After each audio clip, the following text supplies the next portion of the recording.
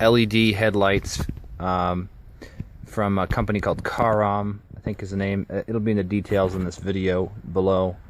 The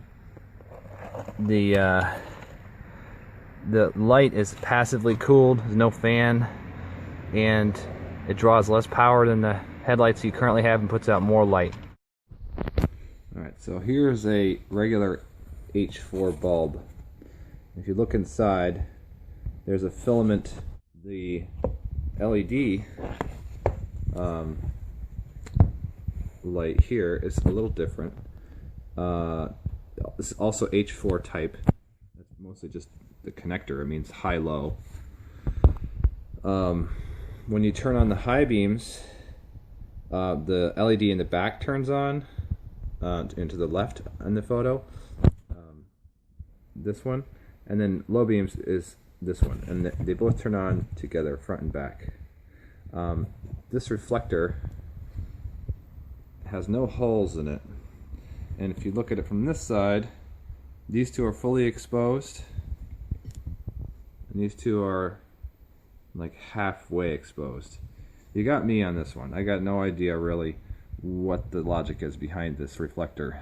The only thing that's similar between this and the factory bulb is that there's a front cap. But when you put it into the car, or in my case motorcycle, it does seem to work alright. Without the reflector, it's brighter overall, but I think it kind of has the ability to blind people. With the reflector, it doesn't do so much damage to people's eyesight. Now this comes apart into two pieces to make it easier to install. Let's see, it just slides off here.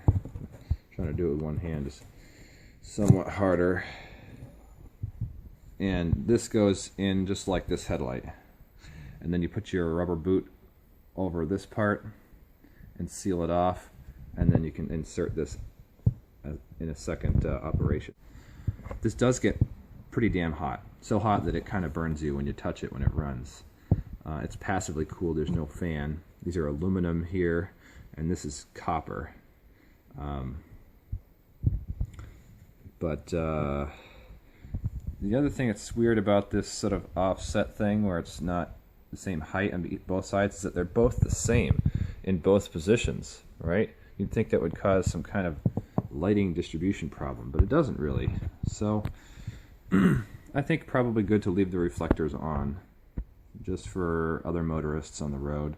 That's still at least twice as bright as the halogen, in my opinion.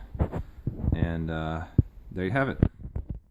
The installation finished on my bike looks like this, and I was able to get the boot on and everything, so it's fully sealed. You know, the headlight is sealed, and there's not a whole lot of heatsink exposed, but you know, there's enough. And this is just the dongle. I'm going to use some double-sided foam tape to stick that up in there. And on the front, looks like this. And I turn it on,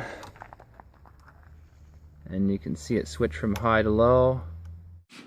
All these photos were taken with manual settings. White balance on the halogen was adjusted so it looks like the LED. The LED is brighter, and the reflector does reduce the light output, but it makes it easier for drivers, oncoming drivers.